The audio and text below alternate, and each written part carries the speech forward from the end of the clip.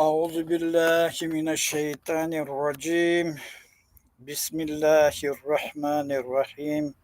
لا حول ولا قوة إلا بالله. سبحان الله وبحمده سبحان الله العظيم.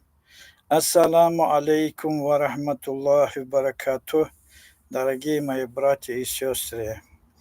Великая хвала всемогущему, всезнающему Аллаху. Поистине мы благодарные рабы, все время должен и обязан восхвалять всемогущего Аллаха во всех делах, во всех праведных наших делах, наших начинаниях. Да благословит вас и ваших родных, близких во имя Аллаха, Аллах в этом мире и вечном жизни. Если вы ищете мир, благословение Аллаха, вы обязаны все уверовать Аллаха и следовать за имамом. Да поможет всем праведникам, кто стремится к лику своего Господа. Да поможет Аллах и тем людям, кто остался в мраке. Пусть Аллах откроет их сердца, вытащит их из мрака в свет.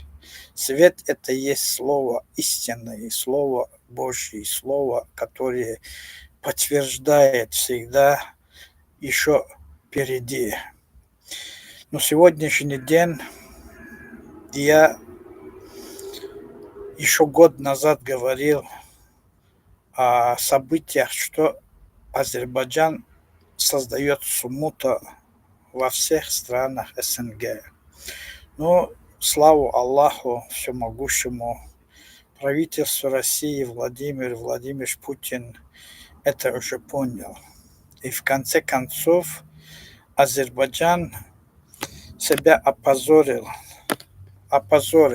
что пошел против России. Дорогие мои братья, мы, мусульмане, во всем мире, где бы ни были, много нас. Для нас мир – это когда мы делаем добрые деяния на пути нашего Аллаха. Все добрые деяния возвращаются в судный день для нас как награда. Где бы ни были, в России, в Америке, Европе, Англии, все арабских странах, разницы нету для мусульманина. Земля создана для того, чтобы мы делали праведные деяния на пути нашего Аллаха. Для нас стал пример пророк Мухаммад, саллаллаху алейхи вассалям, чтобы мы следовали за ним на пути Аллаха. Но священные писания Аллаха, Коран, которые мы получили через нашего пророка, нам дает много мудрости сделать договора со всеми странами, со многими. Даже они будут верующие, неверующие. Поэтому мой призыв был такой всегда. Я призывал людей к миру.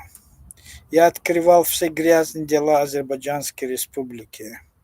Потому что Азербайджан – это не республика. Это создан для того, чтобы в Кавказе создать смуту, чтобы страдали через Азербайджан кавказские народы. Поэтому это цель, которую создали через рук евреев, еще Швейцария и Совет Европы. Эта цель был очень плохой, чтобы создать смуту своими соседами. Они хотели, чтобы мы воевали с Россией. Поэтому они начали сперва с чеченского народа. Стравливал чеченский народ против России. Но я те годы еще в Первой войне сказал и Дудаеву, и всем, вы не идите против своих же соседов. Россия – это самая богатая территория. Россия, даже европейские страны, Америки, Англии, все страны хотят из России качать богатство, чтобы Россия ограбить Российской Федерации. Поэтому они себя считают умнее, чем мы. Понимаешь, мы 20-30 миллионов мусульмане обязаны поддержать Россию. Обязаны, так как мы живем мирно здесь с российскими властями.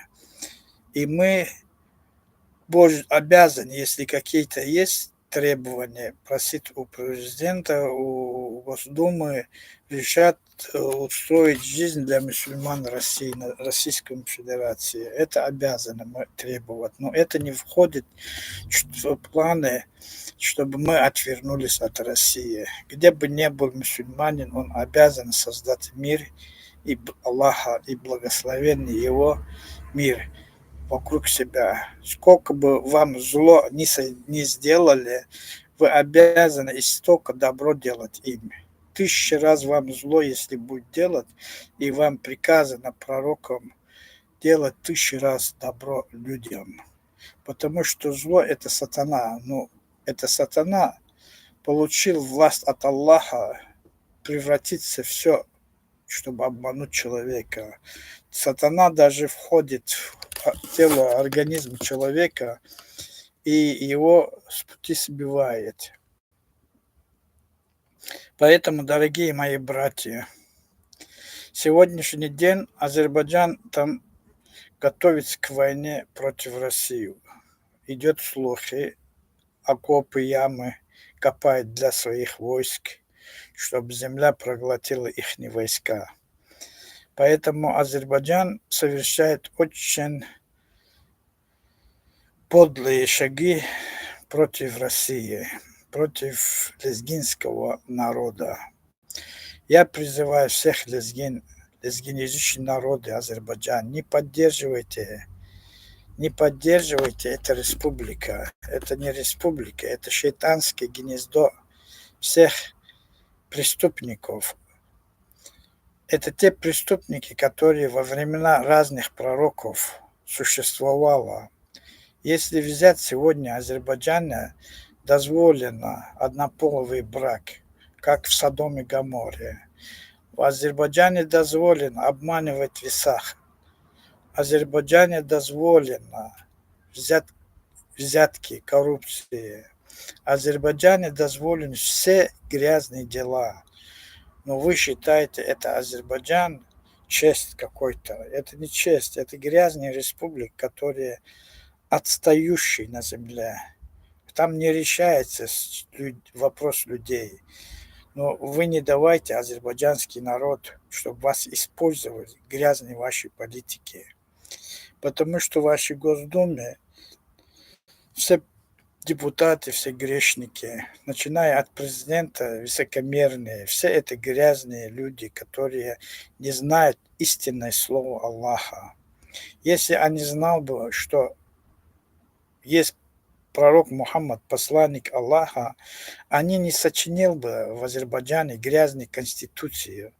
Они признали бы пророка и сделали бы шариатские законы в конституции Азербайджана и следовал бы по пути пророка, как следуем мы, все праведники. Поэтому Азербайджан не признает ислам, религия Аллаха. Они используют просто религии нашей, вера нашей против своей выгоды. Вы не имеете права Азербайджан поддерживать, потому что Азербайджан самая плохая республика. Это засада шайтана, который вас ведут в заблуждение. Они говорят, мы мусульмане, но в Конституции у них нет ничего мусульманского. В стране у них нет мусульманского ничего. Вы же знаете, что Лезги мечеть забрали, из других мечетей они рестораны делают, спиртные пьют там, проституция распространяет. Понимаешь, все вот эти грязные дела Азербайджан распространяет за свое существование на земле там почти около 70-80 лет. И столько лет они вредили нашему лезгинскому народу. Даже в республике Дагестане никак не давал возможность лезгинам прийти к власти. И кого бы ни назначали, всех они подкупали под себя. Но сегодня, слава всемогущему Аллаху, все-таки правительство России тоже поняли этого. Сколько ни корми Азербайджана, Азербайджанская республика любит кусать руку, кто его кормит. Но Еще тайные движения Азербайджанской республики еще 90-е годы на Конфедерации горских народов Кавказа. На везде он участвовал. Украину, с Юрием Шухевичем, Анатолием Лупинисом, со всеми. Вот это все скоро откроется. И вы увидите Азербайджан, как сильно стремился распад России. Сам не участвовал, но помогал во всех делах, чтобы России распад был. Почему они этого хотят? Потому что их кормят из-за границы, чтобы мы, кавказские народы, страдали. Поэтому мой народ сегодня обязан готовиться к войне, потому что рано-поздно НАТО у нас уже на Кавказе. Если вы хотите заработать хорошее богатство, а на пути Аллаха самое лучшее богатство – это трофеи. Вот войска НАТО – это есть трофей для Лезгистана, для нас. Войска НАТО, войска Азербайджана – все это есть для нас трофеи на пути Аллаха. Вы можете их взять рабами, кем хочешь. Поэтому эти люди приходят на нашу землю создать смуту, чтобы убивать наш народ, стравливать наши народы Кавказа. Кавказские народы, начиная от Лезгистана, от Каспийского моря, кончая до самого Черного моря, все должны как один кулак стоять против врагов. Не допустить, не дать возможность, они свободно двигались внутри Кавказа. Кавказские народы никогда никому не уступали в этих делах, и сейчас они обязаны. И сейчас они обязаны не уступить врагам. Как бы Америка, США, НАТО, Азербайджан, Турция, как бы они ни подумали, мы должны их оттолкнуть из Кавказа и объединить всех кавказских народов. Я вас призываю к миру, да будет мир в наших домах без Азербайджанской республики, без НАТО, без Америки, без злых духов, которые создают внутри такое положение в Кавказе и за Кавказе, чтобы мы страдали. Поэтому, мои братья, я ваш имам, я вас призываю к лику своего Аллаха. Аллах не хочет, чтобы Россия проиграла. Но Россия не проиграет. Россия возьмет верх над Америкой, над НАТО, над всеми странами Европы. Потому что Россия не отвечает за грехи Советского Союза. Россия была уничтожена, как Лезгистан тоже в те годы. Российский народ тоже был выселен в Казахстан, создавать искусственные моря. Многие народы российские убегали в тайгу. Вот так же сегодня мы, два народа, страдали еще от рук Советского Союза, от ататурков, от евреев, которые сионисты устроили это все против наших народов. Я вас призываю к миру, братья мои. Я не религиозный человек, но я поддерживаю справедливость. Почему Аллах создал справедливость, чтобы мы поддержали. Я Россию сегодня поддерживаю. Почему? Потому что я знал Шухевича, Юрия Шухевича, я знал Анатолия Лупиниса, я у них дома бывал. Я знал интересы Дмитрия